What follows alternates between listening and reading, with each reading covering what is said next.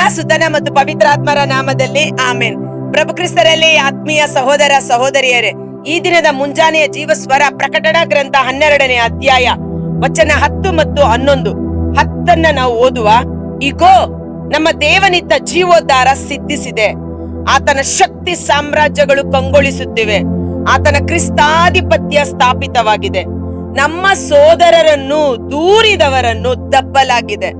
ನಮ್ಮ ಸೋದರರನ್ನು ದೂರು ಹೇಳುವವನನ್ನು ದಬ್ಬಲಾಗಿದೆ.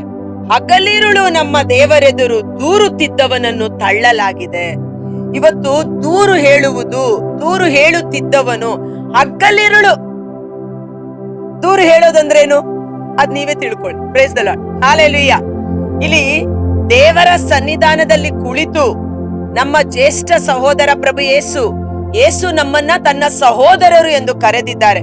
ಅದಕ್ಕಾಗಿ ಇಲ್ಲಿ ಬಹಳ ಸುಂದರವಾಗಿ ವಚನ ಹೇಳುತ್ತೆ, ನಮ್ಮ ಸಹೋದರರ ಕುರಿತು ಹಗಲಿರುಳು ದೂರು ಹೇಳುತ್ತಾ ಕುಳಿತಿದ್ದ ಅವನನ್ನು ಕೆಳಗಡೆ ದಬ್ಬಲಾಗಿದೆ, ಹೊರಗಡೆ ದಬ್ಬಲಾಗಿದೆ. ಸೊ ನಮ್ಮಲ್ಲಿ ಈ ದೂರು ಹೇಳುವ ಸ್ವಭಾವ, ಪರರ ಮೇಲೆ ಯಾವಾಗ್ಲೂ ದೂರು ಹೇಳೋದು, ಪರರ ಮೇಲೆ ಹೋಗಿ ಇಲ್ಲಸಲ್ಲದ್ದು ಮಾತನಾಡುವುದು, ಇಂಥ ಸ್ವಭಾವ ನಮ್ಮಲ್ಲಿದ್ದರೆ ನಮ್ಮನ್ನೇ ನಾವು ತಿದ್ದಿಕೊಳ್ಳಬೇಕು. ಎಲ್ಲೋ ನಾವು ಸೈತಾನನ ವಶಕ್ಕೆ ಒಳಗಾಗುತ್ತಿದ್ದೇವೆ. ಕಾರಣ ದೇವರ ವಾಕ್ಯ ಬಹಳ ಸ್ಪಷ್ಟವಾಗಿ ಹೇಳುತ್ತದೆ, ನಮ್ಮ ಸೋದರರನ್ನು ದೂರಿದವನನ್ನು ದಬ್ಬಲಾಗಿದೆ, ಹಗಲಿರುಳು ನಮ್ಮ ದೇವರೆದುರು ದೂರುತ್ತಿದ್ದವನನ್ನು ತಳ್ಳಲಾಗಿದೆ. ಈ ಸೋದರರು ಹೇಗೆ ಆ ದೂರು ಹೇಳುತ್ತಿದ್ದ ನಿಂದಕನನ್ನ ಜಯಿಸಿದರು? ಮುಂದಿನ ವಾಕ್ಯ ಹೇಳುತ್ತೆ, ಜಯಿಸಿದರು ಸೋದರರು ಆ ನಿಂದಕನನ್ನು ಯಜ್ಞದ ಕುರಿಮರಿಯ ರಕ್ತದಿಂದ, ಸತ್ಯಕ್ಕೆ ಸಾಕ್ಷಿಯನ್ನಿತ್ತುದರಿಂದ, ಜೀವದಾಶೆಯನ್ನು ತೊರೆದುದರಿಂದ, ಮರಣದ ಭಯವನ್ನು ಬಿಸಾಟುದರಿಂದ. ನಮ್ಮ ಮೇಲೆ ಸದಾಕಾಲ ದೂರು ಹೇಳುವ ಆ ಸೈತಾನ, ಅವನನ್ನ ನಾವು ಜಯಿಸುವುದು ಯಜ್ಞದ ಕುರಿಮರಿಯ ರಕ್ತದಿಂದ. ಇಸ್ರಾಯೇಲರನ್ನ ಘಟಸರ್ಪ ಸೈತಾನನ ರೂಪದಲ್ಲಿದ್ದ ಆ ಫರೋಹನ ಆಳ್ವಿಕೆಯಿಂದ, ದಾಸತ್ವದಿಂದ ದೇವರು ಬಿಡುಗಡೆ ಮಾಡಬೇಕಾದರೆ ಯಜ್ಞದ ಕುರಿಮರಿಯ ರಕ್ತವನ್ನ ಯಾರ ಮನೆ ಬಾಗಿಲಿಗೆ ಹಚ್ಚಲಾಗಿತ್ತು, ಆ ಮನೆಯ ಒಳಗೆ ಆ ದೂರು ಹೇಳುವವನು, ನಾಶನದ ದೂತ ಒಳಗಡೆ ಬಂದು ಇವರನ್ನ ಸಂಹರಿಸದೆ ದೇವರು ಇವರನ್ನ ಕಾಪಾಡಿದರು. ಸೋ ನಾವು ಯೇಸುವಿನ ರಕ್ತದ ಮೂಲಕ ಆತನನ್ನು ಜಯಿಸಬೇಕಾಗಿದೆ. ನಮ್ಮ ಮೇಲೆ ಅವನು ಇಲ್ಲ ಸಲ್ಲದ ದೂರು ಹೇಳ್ತಾನೆ, ಇವನು ಕೊಲೆ ಮಾಡಿದ್ದಾನೆ, ಇವನು ಪಾಪಿ, ಇವನು ಹಾಗೆ ಹೀಗೆ ಅನ್ನುವ ರೀತಿಯಲ್ಲಿ. ನಾವಾದರೂ ಹೇಳಬೇಕಾದದ್ದೇನು? ಸತ್ಯ ವಚನ, ಸತ್ಯಕ್ಕೆ ಸಾಕ್ಷಿ. ಯೇಸುವಿನ ರಕ್ತದಿಂದ ನನ್ನ ಸಕಲ ಪಾಪಗಳು ಕ್ಷಮಿಸಲಾಗಿದೆ. ಯೇಸುವಿನ ರಕ್ತದಿಂದ ನಾನು ಕ್ರಯಕ್ಕೆ ಕೊಳ್ಳಲ್ಪಟ್ಟಿದ್ದೇನೆ. ಹಳೆಯ ಪಾಪಗಳಿಗೆ ನಾನಿನ್ನು ಗುಲಾಮನಲ್ಲ. ಯೇಸುವಿನ ರಕ್ತ ನನ್ನನ್ನು ಎಲ್ಲಾ ಪಾಪ ಶಾಪಗಳ ಬಂಧನದಿಂದ ಬಿಡುಗಡೆ ಮಾಡಿದೆ. ನಾನು ಯೇಸುವಿನ ರಕ್ತದಿಂದ ನೀತಿವಂತನು, ಪರಿಶುದ್ಧನು ಎಂದು ಎಣಿಕೆ ಮಾಡಲ್ಪಟ್ಟಿದ್ದೇನೆ. ಯೇಸುವಿನ ರಕ್ತದಿಂದ ದೇವರ ಕೋಪಾಗ್ನಿಯಿಂದ ನಾನು ತಪ್ಪಿಸಿಕೊಂಡಿದ್ದೇನೆ. ಯೇಸುವಿನ ರಕ್ತದಿಂದ ನಾನು ದೇವರ ಸನ್ನಿಧಾನದಲ್ಲಿ, ಪರಿಶುದ್ಧವಾದ ದೇವರ ಸನ್ನಿಧಾನದಲ್ಲಿ ಧೈರ್ಯವಾಗಿ ಹೋಗಿ ನಿಲ್ಲುತ್ತೇನೆ. ನನಗಾಗಿ ಮೊರೆ ಇಡುವ ನನ್ನ ಪ್ರೋಕ್ಷಣೀಯ ರಕ್ತ, ನನ್ನ ಪರವಾಗಿ ಸರ್ವೇಶ್ವರನ ಬಲಪಾರ್ಶ್ವದಲ್ಲಿ ಕುಳಿತುಕೊಂಡು ಮಧ್ಯಸ್ಥಿಕೆ ವಹಿಸಿ ಪ್ರಾರ್ಥಿಸುವ ಆ ರಕ್ತದ ನಿಮಿತ್ತ ನಾನು ಧೈರ್ಯವಾಗಿ ದೇವರ ಸನ್ನಿಧಾನದಲ್ಲಿ ಹೋಗಿ ನಿಲ್ಲುತ್ತೇನೆ. ನೋಡಿ ಹೇಗೆ ಇವತ್ತು ಆ ಬಲಿಯ ಕುರಿಮರಿಯ ರಕ್ತದಿಂದ ನಾವು ಆ ನಿಂದಕನನ್ನು ಜಯಿಸಲು ಶಕ್ತರಾಗುತ್ತೇವೆ. ಸತ್ಯಕ್ಕೆ ಸಾಕ್ಷಿಯನ್ನಿತ್ತುದರಿಂದ, ಸತ್ಯ ವಚನಕ್ಕೆ ನಾವು ಸಾಕ್ಷಿಯಾಗಿ ನಿಲ್ಲಬೇಕು. ಸತ್ಯ ದೇವರ ವಾಕ್ಯ. ಈ ಸತ್ಯವನ್ನ ನಾವು ಅರಿಕೆ ಮಾಡಿ ಸಾಕ್ಷೀಕರಿಸಬೇಕು.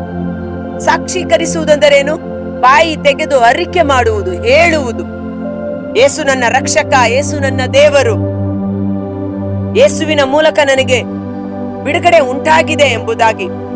ಆ ರೀತಿಯಲ್ಲಿ ಮರಣ ಭಯ ಬಿಸಾಡಿದ ಕಾರಣ ನಾನು ಬದುಕಿದರೂ ಸರಿ, ಸತ್ತರೂ ಸರಿ, ನಾನು ಯೇಸುವಿಗೆ ಸೇರಿದವನು. ಜೀವಿಸುವುದು ನಾನಲ್ಲ, ನಾನು ಈಗಾಗಲೇ ಸ್ನಾನ ದೀಕ್ಷೆ ಸಂಸ್ಕಾರದ ಮೂಲಕ ಪಾಪದ ಪಾಲಿಗೆ ಸತ್ತು ಯೇಸುವಿನಲ್ಲಿ ಜೀವಿಸುವ ಕಾರಣ ಯೇಸುವೇ ನನ್ನೊಳಗೆ ಜೀವಿಸುತ್ತಾರಲ್ಲ. ಹೀಗೆ ಸತ್ಯ ವಚನಕ್ಕೆ ನನ್ನ ಜೀವ ನನ್ನೊಳಗಿಲ್ಲ, ನನ್ನ ಜೀವ ಕ್ರಿಸ್ತನಲ್ಲಿ ಮರೆಯಾಗಿದೆ. ಯೇಸುವಿನ ಗಾಯಗಳಿಂದ ನನ್ನ ರೋಗ ಗುಣ ಆಗಿದೆ. ನನಗೆ ಮರಣವಿಲ್ಲ, ಯೇಸು ನನ್ನನ್ನು ನಿತ್ಯ ಜೀವಕ್ಕೆ ಎಬ್ಬಿಸುತ್ತಾರೆ. ಹೀಗೆ ಸತ್ಯ ವಚನಕ್ಕೆ ಸಾಕ್ಷಿ ನೀಡುವಾಗ ನಮ್ಮಲ್ಲಿ ಕಾರ್ಯ ಮಾಡುವ ಆ ದೂರು ಹೇಳುವ ನಿಂದಕನ ಎಲ್ಲ ನೆಗೆಟಿವ್ ಮಾತುಗಳು, ದುರಾಲೋಚನೆಗಳು ನಿಷ್ಕ್ರಿಯವಾಗುತ್ತದೆ. ಪ್ರಭು ಕ್ರಿಸ್ತರಲ್ಲಿ ಆತ್ಮೀಯ ಸಹೋದರ ಸಹೋದರರೇ, ಕರ್ತರಾದ ಯೇಸುವೇ, ಮುಂಜಾನೆ ವೇಳೆ ಜೀವಸ್ವರವನ್ನು ಆಲಿಸುತ್ತಿರುವ ಪ್ರತಿಯೊಬ್ಬ ಸಹೋದರ ಸಹೋದರಿ ನಿಮ್ಮ ಕರಗಳಿಗೆ ಸಮರ್ಪಿಸುತ್ತೇನೆ. ಪರದೂಷಣೆ ಮಾಡಬೇಡಿ, ಪರರ ಮೇಲೆ ಇಲ್ಲಸಲ್ಲದ್ದು ಮಾತನಾಡಬೇಡಿ, ಪರರ ಮೇಲೆ ದೂರು ಹೇಳಬೇಡಿ. ದೂರು ಹೇಳುವವನು ನಿಂದಕನು, ಅವನಲ್ಲಿ ಸೈತಾನನ ಸ್ವಭಾವ ಕಾರ್ಯ ಮಾಡುತ್ತದೆ. ಎಚ್ಚೆತ್ತುಕೊಳ್ಳೋಣ, ಜಾಗರೂಕರಾಗೋಣ. ಪರರನ್ನ ದೂಷಿಸದೆ ಪರರ ತಪ್ಪುಗಳನ್ನ ಕ್ಷಮಿಸಿ ಅವರಿಗಾಗಿ ಪ್ರಾರ್ಥಿಸುವ ಕೃಪೆ ನಮ್ಮೊಬ್ಬೊಬ್ಬರ ಮೇಲೂ ಅಭಿಷೇಕವಾಗಿ ಸುರಿಸಲ್ಪಡಲಿ. ಮುಯ್ಯಿಗೆ ಮುಯ್ಯಿ ತೀರಿಸಬೇಡಿ, ಶಾಪಕ್ಕೆ ಪ್ರತಿ ಶಾಪ ಹಾಕಬೇಡಿ. ಮುಯ್ಯಿಗೆ ಮುಯ್ಯಿ ತೀರಿಸುವುದು ನನ್ನ ಕೆಲಸ ಎಂದು ನುಡಿದಿರುವಾಗ, ಆ ದೇವರ ಕೆಲಸವನ್ನು ನಾವು ಮಾಡುವಾಗ ನಾವು ದೇವರ ಕೋಪಾಗ್ನಿಗೆ ಗುರಿಯಾಗುತ್ತೇವೆ. ಬದಲಿಗೆ ಯೇಸುವಿನ ನಾಮದಲ್ಲಿ ಅವರನ್ನ ಕ್ಷಮಿಸಿ, ಅವರನ್ನ ಪ್ರಾರ್ಥಿಸಿ, ಅವರನ್ನ ಆಶೀರ್ವದಿಸುತ್ತೇವೆ. ಈ ಸಮಯದಲ್ಲಿ ಸತ್ಯ ವಚನಕ್ಕೆ ಸಾಕ್ಷಿಯಾಗಿ ನಿಲ್ಲುವಂತೆ ಪವಿತ್ರಾತ್ಮರು ವಚನದ ಅಭಿಷೇಕ, ವಾಕ್ಯದ ಅಭಿಷೇಕ ನಮ್ಮೊಬ್ಬೊಬ್ಬರ ಮೇಲೆ ಯಥೇಚ್ಛವಾಗಿ ಸುರಿಸಲ್ಪಡಲಿ. ದೇವರ ವಾಕ್ಯ ನಿನ್ನ ಬಾಯಿಯಲ್ಲಿದೆ, ಅದು ನಿನ್ನ ಹೃದಯದಲ್ಲಿದೆ. ನೀನು ಹೃದಯದಲ್ಲಿ ನಂಬಿ ಬಾಯಿಯಿಂದ ಅರಿಕೆ ಮಾಡುವಾಗ ನೀನು ಜೀವೋದ್ಧಾರವನ್ನ, ಬಿಡುಗಡೆಯನ್ನ, ಸೌಖ್ಯವನ್ನ, ಸಂರಕ್ಷಣೆಯನ್ನ ಹೊಂದಿಕೊಳ್ಳುತ್ತಿ. ಆ ವಾಕ್ಯ ನಿನ್ನೊಳಗೆ ಇದೆ. ಆ ವಾಕ್ಯವನ್ನ ಮಾತನಾಡುವಂತೆ ಪವಿತ್ರಾತ್ಮರು ನಮ್ಮಲ್ಲಿ ಕಾರ್ಯ ಮಾಡಲಿ. ದೇವರ ಪರಿಶುದ್ಧಾತ್ಮರ ಅಭಿಷೇಕ ನಮ್ಮಲ್ಲಿ ಇಳಿದು ಬರಲಿ. ಈ ಮುಂಜಾನೆ ವೇಳೆ ಯೇಸುವಿನ ರಕ್ತ ಮತ್ತೊಂದು ಆವರ್ತಿ ನಮ್ಮ ಮೇಲೂ, ನಮ್ಮ ಕುಟುಂಬದ ಮೇಲೂ, ನಾವು ವಾಸ ಮಾಡುವ ಮನೆಯ ಮೇಲೂ, ಮೂಲೆ ಮೂಲೆಗಳಲ್ಲಿ ಆ ಪರಿಶುದ್ಧವಾದ ರಕ್ತ ಚಿಮುಕಿಸಲ್ಪಡಲಿ. ಯೇಸುವಿನ ರಕ್ತ ಚಿಮುಕಿಸಲ್ಪಡಲಿ. ಯೇಸುವಿನ ರಕ್ತ ಚಿಮುಕಿಸಲ್ಪಡಲಿ. ಯೇಸುವಿನ ರಕ್ತದ ಕೋಟೆಯ ಸಂರಕ್ಷಣೆಯೊಳಗಿದ್ದು ಸತ್ಯ ವಚನಕ್ಕೆ ಸಾಕ್ಷಿಯಾಗಿ ಜಯಶಾಲಿಗಳಿಗಿಂತ ಮಿಗಿಲಾದ ಜಯಶಾಲಿಯಾಗಿ ವಿಶ್ವಾಸದ ಹೋರಾಟವನ್ನು ಮುನ್ನಡೆಸಲು ಬೇಕಾದ ಕೃಪಾಶೀರ್ವಾದಗಳು, ಪವಿತ್ರಾತ್ಮರ ಅಭಿಷೇಕ ನಮ್ಮಲ್ಲಿ ಕಾರ್ಯ ಮಾಡುವಂತೆ ಯೇಸುವಿನ ಅದ್ಭುತಕರವಾದ ನಾಮದಲ್ಲಿ ಪ್ರಾರ್ಥಿಸಿ ಬೇಡಿ ಹೊಂದಿಕೊಳ್ಳುತ್ತೇವೆ. ಆಮೆನ್.